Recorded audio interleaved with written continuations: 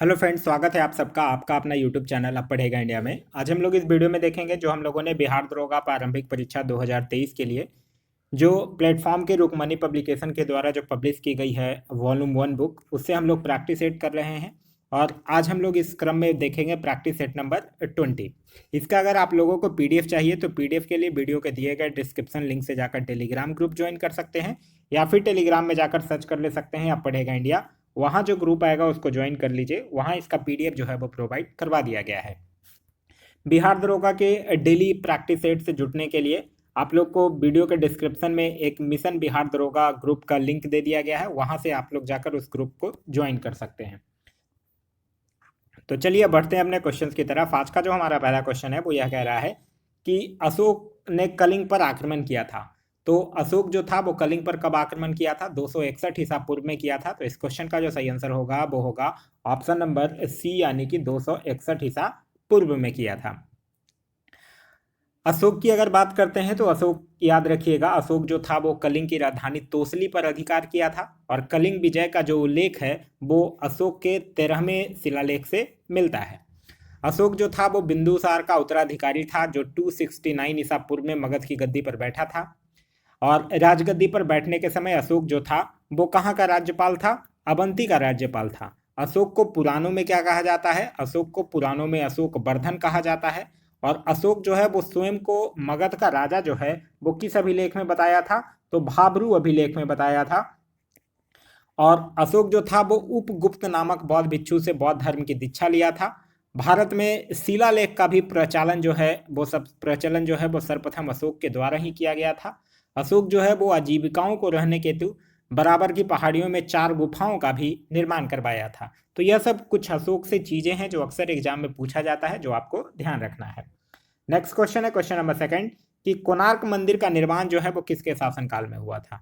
तो कोणार्क मंदिर का जो निर्माण है वो नरसिंहदेव प्रथम के शासनकाल में हुआ था। तो इस क्वेश्चन का सही आंसर होगा वो होगा ऑप्शन नंबर ए, नरसिंहदेव प्रथम।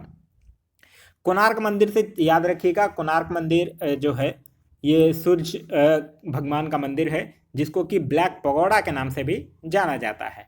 नरसिंहदेव प्रथम जो था वो बतापी कुंड और साथ ही साथ महामल की उपाधि जो है वो धारण किया था।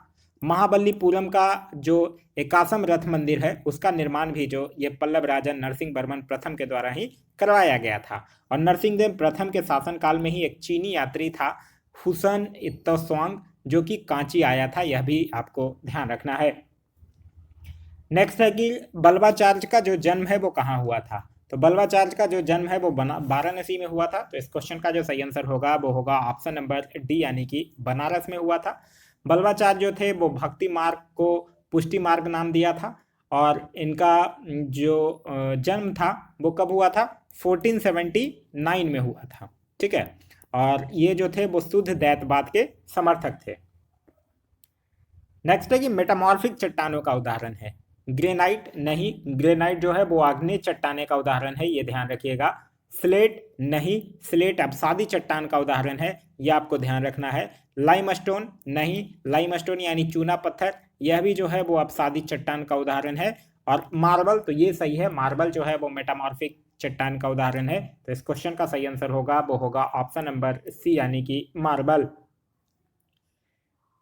नेक्स्ट है कि शुद्ध घी में वनस्पति घी की मिलावट का पता लगाने के लिए कौन सा परीक्षण किया जाता है, यह आपको बताना है। तो शुद्ध घी में वनस्पति घी की मिलावट का पता लगाने के लिए कौन सा परीक्षण किया जाता है? उस परीक्षण का जो नाम है वो है निकल टेस्ट। तो इस क्वेश्चन का सही आंसर होगा वो होगा ऑप्शन नंबर डी, निकल टेस्ट। आप लोग पढ़े होंगे कि उच्च दाब पे जो निकल उत्प्रेरक होता है उसकी उपस्थिति में हाइड्रोजन जो होता है वो वनस्पति तेलों से संयोग करके उन्हें वनस्पति घी में बदल देता है, और इसी प्रक्रिया को तेलों का हाइड्रोजनीकरण जो है वो कहा जाता है। निम्नलिखित में से कौन जो है वो मेमल नहीं है, यह आपको बताना है। मेमल कौन नहीं है यहाँ पे? तो मछली जो है वो मेमल नहीं है। तो इस क्वेश्चन का जो सही आंसर होगा वो होगा ऑप्शन नंबर डी, मछली जो है वो मेमल नहीं है, क्योंकि मछली जो है वो सरीसृप प्राणी है, जैसे कि छिपकली हो गया, घड़ियाल हो गया, कछुआ हो गया, उसी तरह से मछली जो है वो सरीसृप है। नेक्स्ट है कि इंद्रधनुष में लाल रंग जो है वो किस क्रम में होता है? तो आप लोग पढ़े होंगे अगर क्रम, तो एक नाम पढ़े होंगे भिबजॉर। ठीक है, violet, indigo, blue, green, yellow, orange, red, मतलब कि बैगनी, नीला, आसमानी, हरा, पीला, नारंगी और लाल। तो लाल जो है वो किस क्रम में आता है? इंद्रधनुष में अंतिम में आता है। तो इस क्वेश्चन का जो सही आंसर होगा वो होगा ऑप्शन नंबर ए, यानी कि अंतिम में आता है। ध्यान रखिएगा, सूर्य के प्रकाश से जो प्राप्त रंगों हैं उसमें बैगनी जो रंग होता है उसका विक्षेपण जो है वो सबसे अधिक होता है, और लाल रंग का जो विक्षेपण है वो सबसे कम होता है। भोजशाला मंदिर कौन सी देवी जी का है? तो भोजशाला मंदिर जो है वो परमार वंश का जो राजा था, राजा भोज, उसने निर्माण करवाया था, और यह देवी सरस्वती का मंदिर है। तो इस क्वेश्चन का जो सही आंसर होगा वो होगा ऑप्शन नंबर डी, यानी देवी सरस्वती का। नेक्स्ट है कि प्रकाशीय सूक्ष्मदर्शी की अपेक्षा इलेक्ट्रॉन सूक्ष्मदर्शी अधिक आवर्धन देता है क्योंकि? तो अधिक आवर्धन देता है क्योंकि दिव्य प्रकाश के तरंगदैर्घ्य की तुलना में इलेक्ट्रॉनों का तरंगदैर्घ्य जो होता है वो कम होता है। तो इस क्वेश्चन का जो सही आंसर होगा वो होगा ऑप्शन नंबर डी। नेक्स्ट है कि कठोर जल के धात्विक घटक हैं। तो कठोर जल आप लोग पढ़े होंगे कि जल की जो अस्थाई कठोरता है वो कैल्शियम और मैग्नीशियम के सल्फेट, क्लोराइड, नाइट्रेट लवणों के घुले रहने के कारण होता है। तो इस क्वेश्चन का जो सही आंसर होगा वो होगा ऑप्शन नंबर ए, यानी मैग्नीशियम और कैल्शियम। नेक्स्ट है कि दिल के दौरे का कारण क्या है? आप लोग पढ़े होंगे कि हृदय की मांसपेशियों को रक्त पहुंचाने वाली वाहिनी को क्या कहा जाता है? कोरोनरी धमनी कहा जाता है, और इसी में अगर किसी प्रकार की रुकावट होने पर क्या होता है? हार्ट अटैक आता है। तो इस क्वेश्चन का जो सही आंसर होगा वो होगा ऑप्शन नंबर सी, स्वयं हृदय को रक्त की आपूर्ति का अभाव। तो इस क्वेश्चन का सही आंसर है ऑप्शन नंबर सी। ध्यान रखिएगा, कोलेस्ट्रॉल की यात्रा जो कोलेस्ट्रॉल की मात्रा होती है वो यकृत में बढ़ने से दिल का दौरा जो है वो पड़ता है, और हृदय के संकुचन व शीतलन को सम्मिलित रूप से हृदय की धड़कन कहा जाता है, जो कि सामान्य अवस्था में मनुष्य का हृदय जो होता है वो 1 मिनट में 72 बार धड़कता है, और एक धड़कन में लगभग 70 मिलीलीटर रक्त जो है वो पंप करता है। किसी अंग में वर्णक विशेष के आधार पर किसी व्यक्ति की आंखें भूरी, नीली या काली होती है। तो किस अंग में यह वर्णक विशेष के आधार पर होता है? आइरिस। तो इस क्वेश्चन का जो सही आंसर होगा वो होगा ऑप्शन नंबर सी, यानी कि आइरिस। ध्यान रखिएगा, जो कॉर्निया के पीछे एक रंगीन अपारदर्शी झिल्ली का पर्दा होता है उसी को क्या कहा जाता है? आइरिस कहा जाता है। और आइरिस के बीच में एक छेद होता है जिसको कि आंख की पुतली कहा जाता है। आइरिस का जो मुख्य कार्य होता है वो आंख में आने वाले प्रकाश की मात्रा को नियंत्रित करना होता है। नेक्स्ट क्वेश्चन है कि पश्चिमी भारत में कौन सा वंश जो था वो चालुक्यों का उत्तराधिकारी था, यह आपको बताना है। तो चालुक्यों का उत्तराधिकारी कौन था? राष्ट्रकूट वंश था। तो इस क्वेश्चन का सही आंसर होगा वो होगा ऑप्शन नंबर डी, यानी कि राष्ट्रकूट वंश था। क्योंकि आप लोग पढ़े होंगे कि जो वातापी के चालुक्य वंश का जो अंतिम शासक था कौन? कृतिवर्मन द्वितीय। उसको कौन पराजित करता है? दंती दुर्ग। और दंती दुर्ग उसको पराजित करके क्या करता है? राष्ट्रकूट वंश की स्थापना कर देता है। राष्ट्रकूट वंश के अंत में फिर जो तैलप द्वितीय होता है वो कल्याणी के चालुक्य वंश के स्थापना कर देता है। तो यहाँ जो आपका सही आंसर होगा वो होगा राष्ट्रकूट वंश। राष्ट्रकूट वंश की राजधानी कहाँ थी? राजधानी थी मान्यखेत, ये आपको ध्यान रखना है। राष्ट्रकूट वंश से और याद रखिएगा कुछ चीजें, जैसे कि एलोरा और एलिफेंटा की जो गुहा मंदिरों का निर्माण है वो राष्ट्रकूटों के समय में ही हुआ था। और राष्ट्रकूट जो थे वो अपने राज्य में मुसलमान व्यापारियों को बसने और इस्लाम के प्रचार की स्वीकृति भी दी थी। उत्तर पश्चिम में चंद्रगुप्त मौर्य के साम्राज्य का विस्तार कहाँ तक था? तो उत्तर पश्चिम में अगर बात कीजिएगा तो चंद्रगुप्त मौर्य का विस्तार जो था वो सिंधु नदी तक था। तो इस क्वेश्चन का सही आंसर होगा वो होगा ऑप्शन नंबर बी, सिंधु तक। और दक्षिण भारत में कहाँ तक था? तो दक्षिण भारत में जो कर्नाटक और आंध्र प्रदेश वाला जो हिस्सा था वो भी चंद्रगुप्त मौर्य के साम्राज्य में सम्मिलित था। चंद्रगुप्त मौर्य की अगर बात करते हैं तो इससे जो कुछ चीजें आपको ध्यान रखना है वो यह रखना है, चंद्रगुप्त मौर्य जो था वो मौर्य वंश का संस्थापक था, जो कि 322 ईसा पूर्व में मगध की राजगद्दी पर बैठा था। यह जो था वो जैन धर्म का अनुयायी था, और एक जैन गुरु जो था भद्रबाहु, इससे यह जैन धर्म की दीक्षा लिया था। एक आप लोग बुक का नाम पढ़े होंगे, मुद्रा राक्षस, और यही मुद्रा राक्षस में चंद्रगुप्त मौर्य के लिए ब्रिसल शब्द यानी निम्न कुल में पैदा लेने वाला को ब्रिसल कहा जाता है। तो ये ब्रिसल शब्द का प्रयोग जो है वो चंद्रगुप्त मौर्य के लिए किया गया था। एक क्वेश्चन पूछा जाता है कि चंद्रगुप्त मौर्य जो है वो अपना अंतिम समय कहाँ बिताया था? तो यह अपना अंतिम समय जो है वो कर्नाटक के श्रवणबेलगोला नामक स्थान पर बिताया था। आगे है कि समुद्र के ज्वार भाटा में कौन सी ऊर्जा जो है वो भंडारित होती है। तो समुद्र की ज्वार भाटा की अगर बात कीजिएगा तो इसमें गतिज ऊर्जा रहती है। तो इस क्वेश्चन का जो सही आंसर होगा वो होगा ऑप्शन नंबर बी, यानी कि गतिज ऊर्जा। नेक्स्ट है कि हर किसी को उसकी क्षमता के अनुसार और हर किसी को उसकी आवश्यकता के अनुसार। तो हर किसी को उसकी क्षमता के अनुसार और हर किसी को उसकी आवश्यकता के अनुसार क्या होना चाहिए? एक साम्यवादी आदर्श होना चाहिए। तो इस क्वेश्चन का जो सही आंसर होगा वो होगा ऑप्शन नंबर बी, एक साम्यवादी आदर्श है। विक्रेता बाजार उस स्थिति का घोतक है। विक्रेता बाजार एक्चुअली जो वो होता है जिसमें जो व्यापारी वर्ग है उसको अधिक लाभ होता है। तो इस क्वेश्चन का जो सही आंसर होगा वो होगा ऑप्शन नंबर बी, आपूर्ति की अपेक्षा मांग जो है वो अधिक होता है विक्रेता बाजार में। नेक्स्ट है कि वैध मुद्रा का अर्थ क्या है। तो वैध मुद्रा किसको कहा जाता है? जो करेंसी नोट होता है तो उसको वैध मुद्रा कहा जाता है। और भारत में जो करेंसी नोट की वैधता को कौन प्रमाणित करता है? जो हमारा केंद्रीकृत बैंक है, यानी रिजर्व बैंक ऑफ इंडिया के द्वारा किया जाता है। आगे है कि वर्ष 2011 की जनगणना के अनुसार सबसे कम जनसंख्या वाला राज्य कौन सा है? सबसे कम जनसंख्या वाला राज्य कौन है? सिक्किम है। तो इस क्वेश्चन का सही आंसर होगा वो होगा ऑप्शन नंबर ए, सिक्किम है। अगर सबसे ज्यादा जनसंख्या वाला राज्य पूछ दे तो वो उत्तर प्रदेश है। अगर सबसे ज्यादा जनसंख्या घनत्व वाला राज्य पूछ दे तो सबसे ज्यादा जनसंख्या घनत्व बिहार में है। और सबसे न्यूनतम जनसंख्या घनत्व अगर पूछ दे तो वो अरुणाचल प्रदेश में है। और अगर सबसे ज्यादा दशकीय वृद्धि वाला राज्य पूछ दे तो वो मेघालय है। और सबसे कम दशकीय वृद्धि वाला राज्य पूछ दे तो वो नागालैंड है। तो ये सब आपको ध्यान रखना है। नेक्स्ट है कि भारत में उच्च न्यायालय सबसे पहले कहाँ स्थापित हुआ था? आप लोग पढ़े होंगे 1773 का रेगुलेटिंग एक्ट।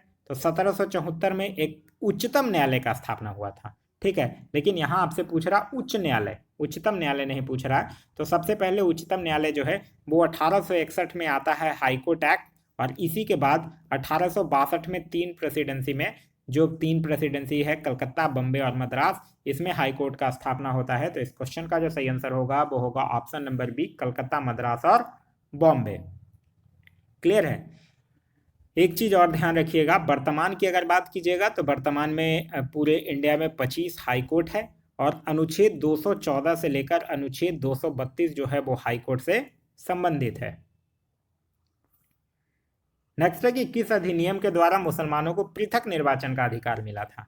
मुसलमानों को पृथक निर्वाचन का जो अधिकार है वो कब मिला था? भारत परिषद अधिनियम 1909 में। तो इस क्वेश्चन का जो सही आंसर होगा वो होगा ऑप्शन नंबर ए, भारत परिषद अधिनियम 1909। ये जो 1909 का जो भारत परिषद अधिनियम है, इसको क्या नाम से जाना जाता है? इसको मार्लो मिंटो सुधार के नाम से जाना जाता है। और क्यों मार्लो मिंटो सुधार के नाम से जाना जाता है? क्योंकि 1909 में लॉर्ड मार्लो जो था वो इंग्लैंड में भारत का राज्य सचिव था और लॉर्ड मिंटो जो था वो भारत का वायसराय था।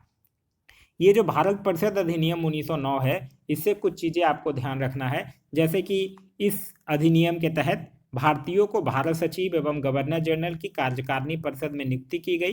प्रांतीय विधान परिषदों की संख्या में वृद्धि की गई। केंद्रीय और प्रांतीय विधान परिषदों में पहली बार बजट पर वाद विवाद करने और पूरक प्रश्न पूछने और साथ ही साथ मत देने का अधिकार जो है वो 1909 के भारत परिषद अधिनियम से ही प्राप्त हुआ है।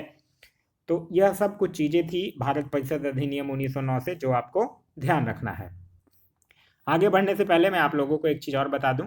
अब पढ़ेगा इंडिया टीम के द्वारा मिशन बिहार दरोगा 2023 के लिए एक डेली बेस पर प्रैक्टिस सेट का आयोजन करवाया जा रहा है।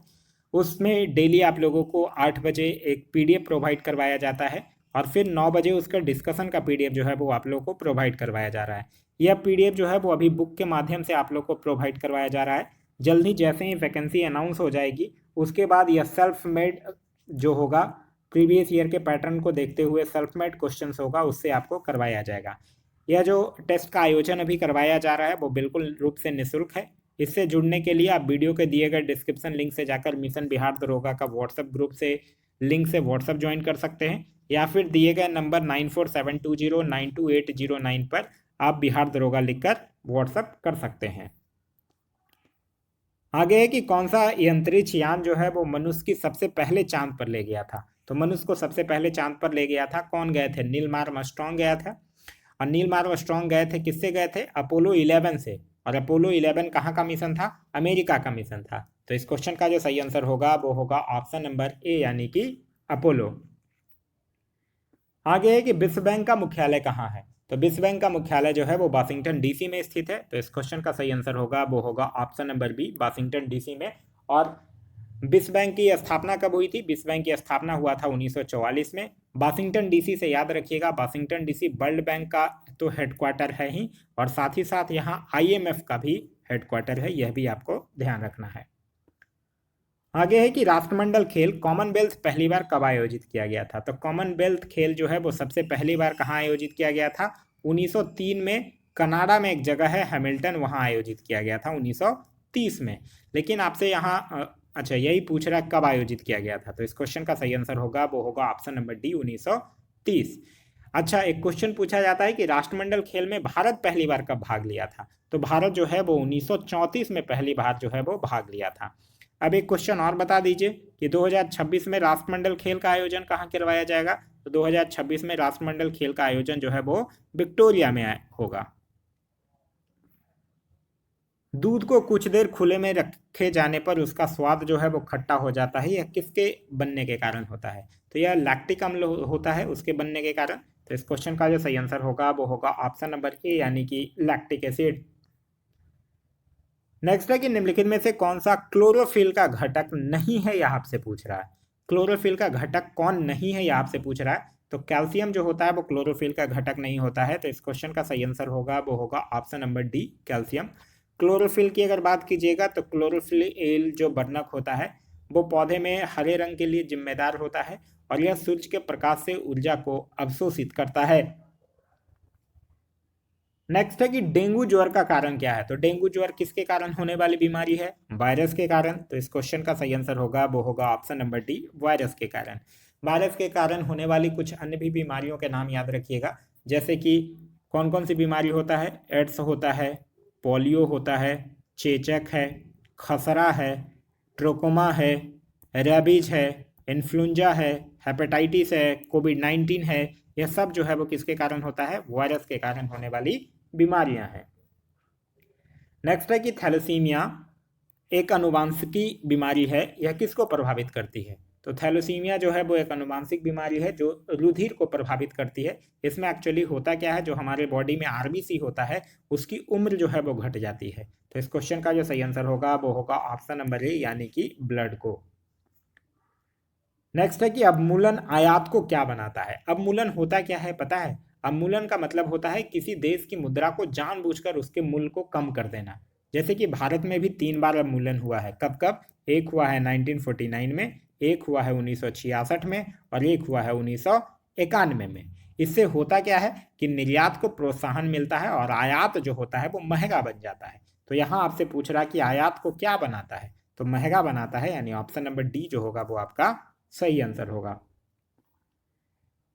नेक्स्ट है कि संसदीय व्यवहार में शून्यकाल दाखिल भारत में कब शुरू हुआ था। तो शून्यकाल शुरू हुआ था कब? 1962 में। तो इस क्वेश्चन का सही आंसर होगा वो होगा ऑप्शन नंबर बी यानी 1962 में।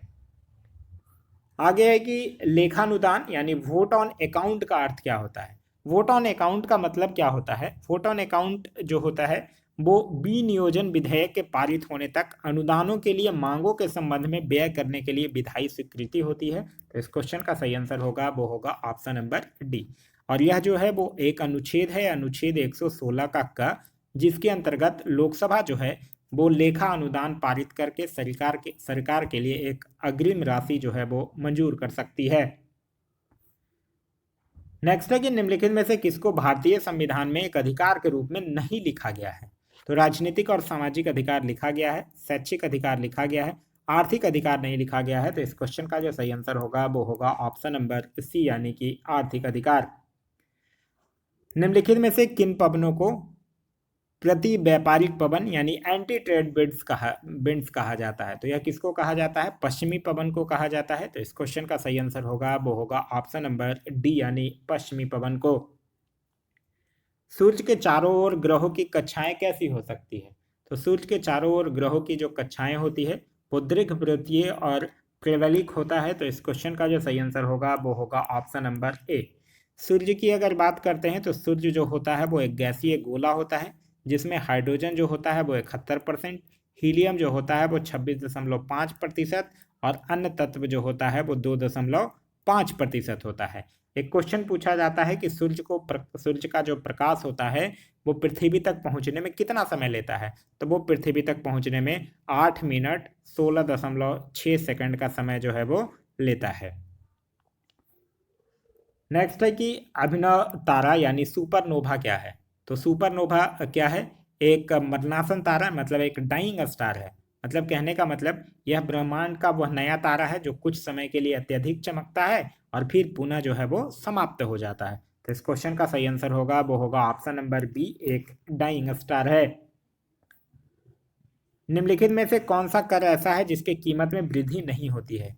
तो जिसके कीमत में वृद्धि नहीं होता है उसको क्या बोला जाता है, इनकम टैक्स बोला जाता है। और यह जो है वो केंद्र सरकार के द्वारा लगाया जाता है। और सबसे पहले आयकर जो था वो भारत में 1860 के बजट में आरोपित जो है वो किया गया था। लेकिन फिर भारतीय आयकर एक्ट जो 1961 में आया था वो लाया गया और उसके बाद 1 अप्रैल 1962 से लागू किया गया। भारतीय संविधान के अनुच्छेद 270 के अंतर्गत आयकर जो है वो आरोपित किया जाता है।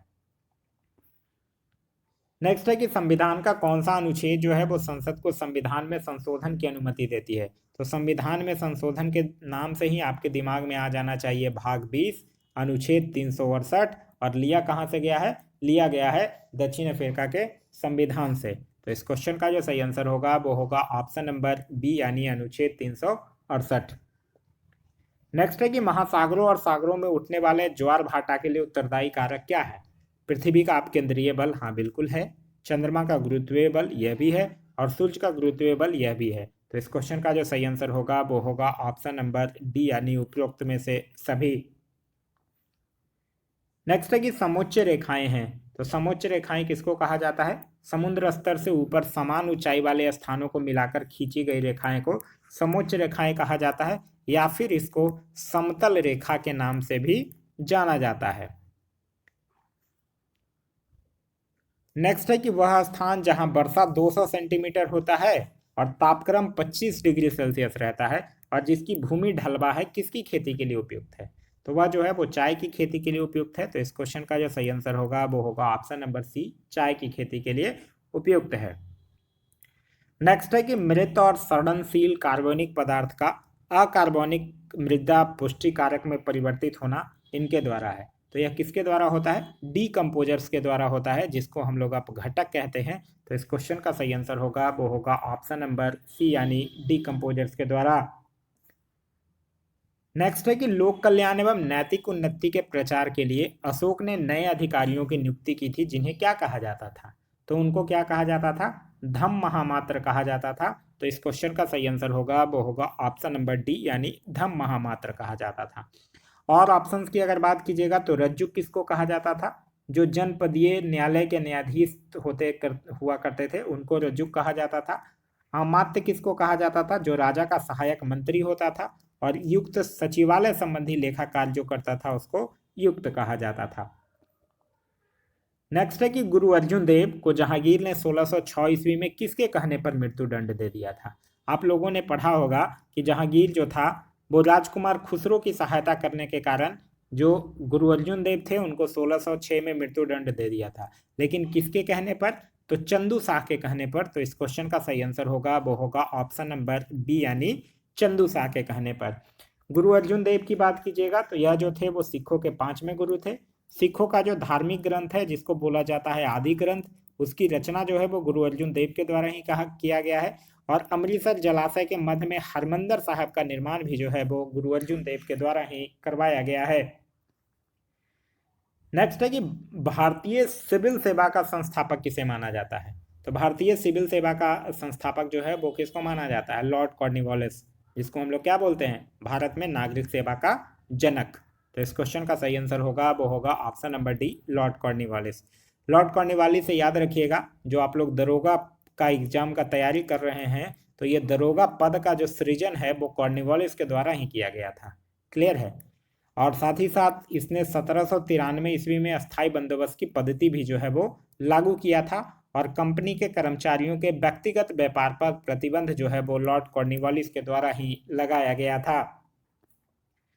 नेक्स्ट है कि नाजियों द्वारा किस पुस्तक को अपना बाइबिल माना गया था। तो आप लोग पढ़े होंगे, हिटलर तो पढ़े हैं ना वर्ल्ड हिस्ट्री में, उसकी एक आत्मकथा थी, ठीक है, उसका नाम क्या था, मीन कैफ, और यही मीन कैफ को नाजियों के द्वारा अपना बाइबिल माना गया है। तो इस क्वेश्चन का जो सही आंसर होगा वो होगा option number C, Mein Kampf. Next है कि भारत में ब्रिटिश ईस्ट इंडिया कंपनी की पहली प्रेसिडेंसी कहाँ खुली थी। तो अंग्रेजी ईस्ट इंडिया कंपनी का भारत में प्रथम कारखाना कहाँ स्थापित किया गया था, सूरत में। तो इस क्वेश्चन का जो सही आंसर होगा वो होगा ऑप्शन नंबर सी, यानी कि सूरत में। एक देश में प्रति व्यक्ति आय की गणना की जाती है। तो एक देश में प्रति व्यक्ति आय की गणना जो है वो निवल राष्ट्रीय उत्पाद को कुल जनसंख्या से भाग देकर प्राप्त किया जाता है। तो इस क्वेश्चन का सही आंसर होगा वो होगा ऑप्शन नंबर ए। और अभी तत्कालीन जो एनएसओ है वो भारत में प्रति व्यक्ति आय की गणना करने के लिए एक उत्तरदायी संगठन है। और सबसे पहले किसने किया था, तो सबसे पहले दादा भाई नौरोजी के द्वारा आय की गणना जो है वो की गई थी। सरकार के संघीय व्यवस्था में शक्तियां बटी होती है इनके बीच में। तो सरकार की जो संघीय व्यवस्था होता है उसमें केंद्र सरकार और राज्य सरकार, ठीक है, उसके बीच शक्तियां बटा होता है, मतलब केंद्र और इकाइयों के बीच शक्तियों का बंटवारा होता है।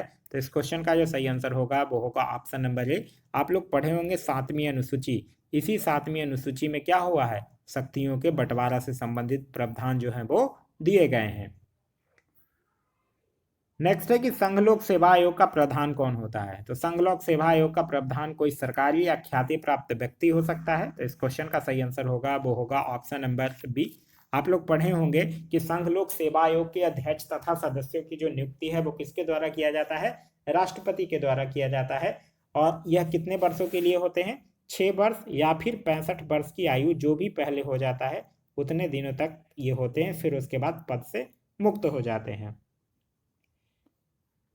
नेक्स्ट है कि राष्ट्रपति अध्यादेशों को तभी लागू करते हैं जब, तो राष्ट्रपति अध्यादेश को कब लागू करता है, जब संसद का सत्र नहीं चलता रहता है तब राष्ट्रपति जो है वो अध्यादेश लागू करता है।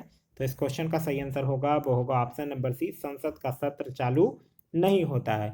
आप लोग पढ़े होंगे अनुच्छेद 123, अनुच्छेद 123 के तहत ही राष्ट्रपति जो है वो अध्यादेश जारी करता है। लेकिन अगर पूछ दे कि राज्यपाल कौन से अनुच्छेद के तहत अध्यादेश जारी करता है, तो राज्यपाल अनुच्छेद 213 के तहत अध्यादेश जो है वो जारी करते हैं।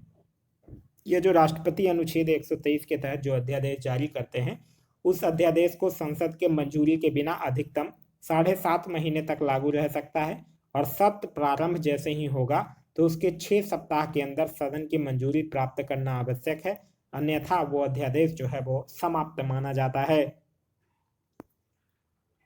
नेक्स्ट है कि निम्नलिखित में से कौन जो है वो पंचशील का एक सिद्धांत नहीं है। पंचशील आप लोग पढ़े होंगे कि पंचशील का सिद्धांत जो है वो भारत और चाइना के बीच 1954 में एक पंचशील समझौता हुआ था, तो जिसमें गुट निरपेक्षता का सिद्धांत नहीं है। तो इस क्वेश्चन का सही आंसर होगा वो होगा ऑप्शन नंबर ए। नेक्स्ट है कि सबसे पहले किसने भारत के लिए एक संविधान का सुझाव दिया था। तो सबसे पहले महात्मा गांधी, एम.एन. रॉय, सरदार पटेल और जवाहरलाल नेहरू। तो सही ऑप्शन हो जाएगा एम.एन. रॉय। आप लोग एक चीज लेकिन पढ़े होंगे कि भारत के लिए संविधान सभा की रचना हेतु संविधान सभा का विचार जो है वो सर्वप्रथम स्वराज पार्टी के द्वारा 1924 में प्रस्तुत किया गया था। संविधान सभा की अगर बात कीजिएगा तो संविधान सभा का गठन जो है वो जुलाई 1946 में हुआ था। कुल सदस्यों की संख्या जो थी वो 389 थी। और प्रथम बैठक जो था वो 9 दिसंबर 1946 को नई दिल्ली स्थित कौंसिल चैम्बर के पुस्तकालय भवन में हुआ था। नेक्स्ट है कि आईयूसीएन, आईयूसीएन का मतलब होता है international union for conservation of nature, द्वारा नॉन इवेल्युएटेड से एक्सटिंक्ट तक जीवों के लिए कितने श्रेणियों में वर्गीकृत किया गया है। तो टोटल 9 श्रेणियों में वर्गीकृत किया गया है, जैसे विलुप्त, जंगल से विलुप्त, गंभीर रूप से लुप्त, लुप्त प्राय, ये सब ऐसे करके 9 कैटेगरियों में बांटा गया है। तो इस क्वेश्चन का जो सही आंसर होगा वो होगा ऑप्शन नंबर डी, यानी कि 9 श्रेणियों में। नेक्स्ट है कि सूची 1 और सूची 2 को सुमेलित कीजिए। सांख्य दर्शन की अगर बात कीजिएगा तो ये कपिल के साथ मैच करेगा। योग दर्शन जो है वो पतंजलि के साथ मैच करेगा। न्याय दर्शन जो है वो गौतम के साथ मैच करेगा। और वैशेषिक दर्शन जो है वो कनाद के साथ मैच करेगा। क्लियर है। तो इस तरह से मैच करने के बाद इस क्वेश्चन का जो सही आंसर होगा वो होगा ऑप्शन नंबर बी। आगे है कि महात्मा बुद्ध से संबंधित सूची 1 और सूची 2 को सुमेलित कीजिए। एक साइड विषय दिए गए हैं और दूसरे साइड स्थानों के नाम दिए गए हैं। जन्म पूछ रहा है, तो जन्म कहाँ से मैच करेगा? जन्म मैच करेगा लुम्बिनी से। महाविश्व निष्क्रमण की अगर बात कीजिएगा तो यह कपिल वस्तु से मैच करेगा। महाबोधि ये गया में महाबोधि वृक्ष। धर्म चक्र परिवर्तन यानी पहला उपदेश कहाँ?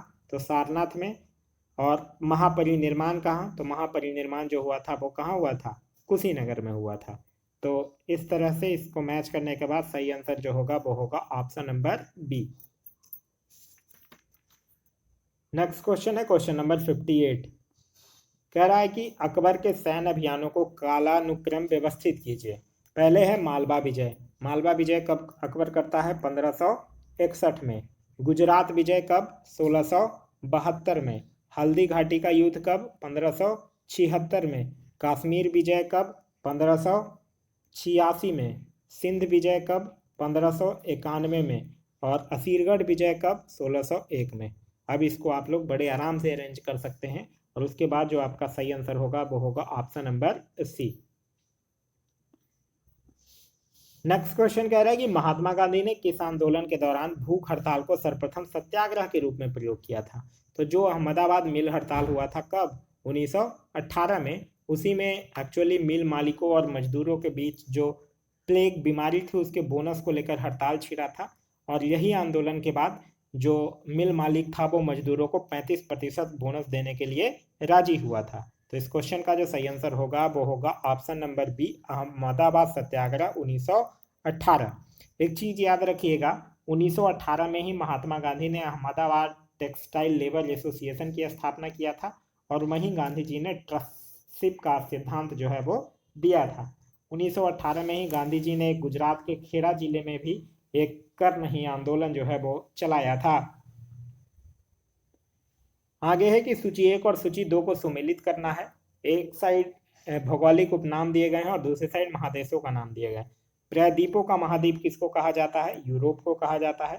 महाद्वीपों का महाद्वीप जो है वो एशिया को कहा जाता है। प्यासी भूमि का महाद्वीप जो है वो ऑस्ट्रेलिया को कहा जाता है और विज्ञान के लिए समर्पित महाद्वीप जो है वो अंटार्कटिका को कहा जाता है। नेक्स्ट है कि निम्नलिखित में से कौन सा एक अन्य 3 से मूल रूप से भिन्न है? एक्स किरणें, परासर्व किरणें, प्रकाश और उष्मा विकिरण। तो परासर्व तरंगे जो हैं वो एक भिन्न है। तो इस क्वेश्चन का जो सही आंसर होगा वो होगा ऑप्शन नंबर सी, परासर्व तरंगे। जो 20,000 हर्ट्ज से ऊपर की जो तरंगे होता है उसको परासर्व तरंगे कहा जाता है और मनुष्य जो है वो इसको सुन नहीं सकता है। पौधे में जाइलम उत्तक निम्नलिखित में से किस पदार्थ का संवहन करता है? तो जाइलम और फ्लोएम दो नाम सुने होंगे आप। तो जाइलम उत्तक जो है वो पानी का संवहन करता है। तो इस क्वेश्चन का जो सही आंसर होगा वो होगा ऑप्शन नंबर ए यानी कि पानी का। नेक्स्ट है कि डायमंड किस खेल परिसर का नाम है? तो डायमंड जो है वो बेसबॉल के कोर्ट परिसर को डायमंड कहा जाता है। तो इस क्वेश्चन का जो सही आंसर होगा वो होगा ऑप्शन नंबर ए यानी कि बेसबॉल। बेसबॉल से कुछ प्रमुख खेल शब्दावली भी याद रखिएगा, जैसे होम, डायमंड, पिचर, आइट, बेसमैन। ये सब जो शब्दावली है वो किससे संबंधित है? बेसबॉल से ही संबंधित है। नेक्स्ट है कि नेपोलियन बोनापार्ट किस देश का निवासी है? तो आप लोग पढ़े होंगे कि नेपोलियन को आधुनिक फ्रांस का निर्माता कहा जाता है, तो यानी ये फ्रांस का है। तो इस क्वेश्चन का जो सही आंसर होगा वो होगा ऑप्शन नंबर डी यानी कि फ्रांस का है। नेपोलियन को लिटिल कारपोरल के नाम से भी जाना जाता है और नेपोलियन ही जो था वो सर्वप्रथम इंग्लैंड को बनियों का देश भी कहा था। नेपोलियन जो है वो 1800 ईस्वी में बैंक ऑफ फ्रांस की स्थापना किया था और नेपोलियन जो है वो कानूनों का संग्रह तैयार करवाया था जिसको कि नेपोलियन का कोड कहा जाता है। नेक्स्ट है कि एपीकल्चर जो है वो निम्नलिखित में से किसके उत्पादन की विधि है? तो एपीकल्चर मधुमक्खी पालन से संबंधित है। तो इस क्वेश्चन का जो सही आंसर होगा वो होगा ऑप्शन नंबर ए यानी कि शहद। आगे है कि गंगा नदी का बिहार में लंबाई कितना है? टोटल गंगा नदी का लंबाई कितना है? 2525 किलोमीटर। लेकिन यहाँ आपसे पूछ रहा है बिहार में कितना है, तो बिहार में है 425 किलोमीटर। तो इस क्वेश्चन का सही आंसर होगा वो होगा ऑप्शन नंबर ए। गंगा नदी जो है वो गंगोत्री के पास गौमुख से निकलती है और फिर ये गंगा नदी का नाम जो है वो देव प्रयाग के बाद पड़ता है, जहाँ अलकनंदा और भागीरथी जो है वो आपस में मिलती है। गंगा नदी अगर बिहार में देखा जाए तो बिहार में ये बक्सर के पास चौसा में प्रवेश करती है और बिहार में कुल 12 जिलों से होकर गुजरती है। नेक्स्ट है कि भारत के उच्चतम न्यायालय में पहली महिला न्यायाधीश कौन थी? तो भारत के उच्चतम न्यायालय में पहली महिला न्यायाधीश, उनका नाम था मीरे साहिब फातिमा। तो इस क्वेश्चन का सही आंसर होगा वो होगा ऑप्शन नंबर बी, मीरे साहिब फातिमा। अगर आपसे पूछ दे, ये तो उच्चतम न्यायालय में पूछा है, अगर आपसे पूछ दे कि उच्च न्यायालय की प्रथम महिला न्यायाधीश क्या थी, तो क्या नाम था उनका, तो उनका नाम था लीला सेठ। आगे है कि निम्नलिखित में से कौन से विधेयक को राज्यसभा में पहले प्रस्तावित नहीं किया जा सकता है। यह बात कर रहा है धन विधेयक को, क्योंकि आप लोग पढ़े होंगे कि धन विधेयक जो है वो राज्यसभा में पुनः प्रस्तावित नहीं किया जा सकता है। तो इस क्वेश्चन का सही आंसर होगा वो होगा ऑप्शन नंबर सी, यानी कि धन विधेयक। भारतीय संविधान के अनुच्छेद 109 का जो संबंध है वो धन विधेयक की प्रक्रिया का उल्लेख से संबंधित है, और धन विधेयक जो है वो राज्यसभा केवल 14 दिनों तक धन विधेयक को रोककर रख सकता है। नेक्स्ट है कि क्रांति के पश्चात अमेरिका में किसकी स्थापना हुई। तो क्रांति के बाद अमेरिका में क्या हुआ था, लोकतंत्र की स्थापना हुई थी, और विश्व का जो प्रथम लोकतांत्रिक देश है वो यूएसए ही है। तो इस क्वेश्चन का जो सही आंसर होगा वो होगा ऑप्शन नंबर बी, यानी कि लोकतंत्र। आप लोग पढ़े होंगे कि सर्वप्रथम लिखित संविधान भी जो है वो कहाँ लागू हुआ था, अमेरिका में ही लागू हुआ था। नेक्स्ट है कि भारतीय विश्वविद्यालय अधिनियम कब पारित हुआ था। आप लोगों को याद होगा सर थॉमस रैले, जिसकी अध्यक्षता में लॉर्ड कर्जन के शासनकाल में, और 1904 में पारित हुआ था। तो इस क्वेश्चन का सही आंसर होगा वो होगा ऑप्शन नंबर सी, 1904 में। कर्मनाशा जो विंध्याचल पहाड़ी से निकलती है, बिहार के किस जगह पर गंगा में जाकर मिलती है। तो कर्मनाशा जो विंध्याचल पहाड़ी से निकलती है वो चौसा में जाकर मिलती है गंगा नदी से। तो इस क्वेश्चन का जो सही आंसर होगा वो होगा ऑप्शन नंबर बी, चौसा।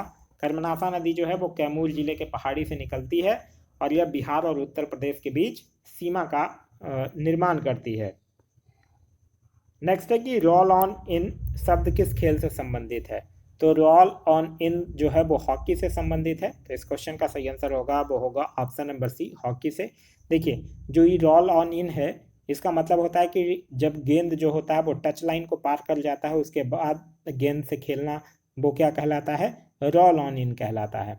इसके साथ ही साथ और भी कुछ शब्दावली याद रखिएगा, जैसे full back, shooting, forward, scoop, sign line, ये सब जो है वो हॉकी से संबंधित है।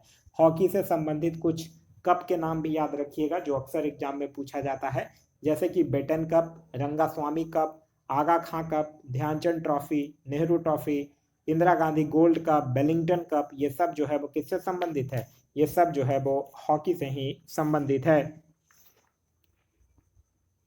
नेक्स्ट है कि मध्यरात्रि में गायन काल का राग क्या है। तो राग सारंग नहीं, राग सारंग मध्य रात्रि में नहीं बल्कि दोपहर में होता है।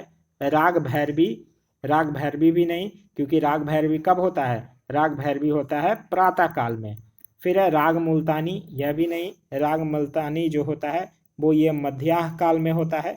राग बागसरी जो होता है ये मध्य रात्रि में होता है। तो इस क्वेश्चन का जो सही आंसर होगा वो होगा ऑप्शन नंबर बी। नेक्स्ट है कि निम्न में से किसने कहा कि न्यायिक सक्रियतावाद को न्यायिक जोखिमवाद नहीं होना चाहिए।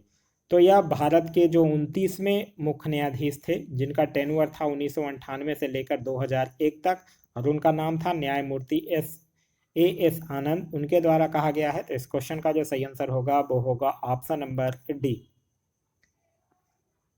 नेक्स्ट है कि टोडा जनजाति मुख्यतः कहाँ निवास करती है। तो टोडा जनजाति जो है वो मुख्यतः तमिलनाडु के नीलगिरी पहाड़ी पर क्षेत्र में निवास करती है।